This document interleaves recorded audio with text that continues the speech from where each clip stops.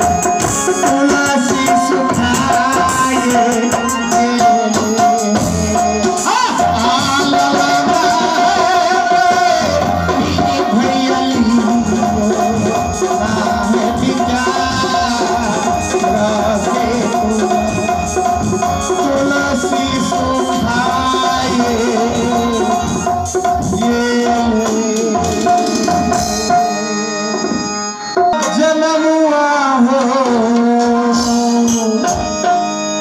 बउआ के जन्म जे दिन में भेले हो ते दिन में हुनका माय के कते कष्ट भेले हो 9 मास में 9टा जाकर कष्ट भेले हो कहियो देह दुखैले हो कहियो पैर जाकर दुखैले हो कहियो पैर जाकर जे कि अगुएले हो कहियो जाकर धरती आसमान लगले हो कहियो खट्टा खाए पर मन लगले हो कहियो माने 9टा तकलीफ भेले ते लगा चल दीदी धन धन भागल जनमुआ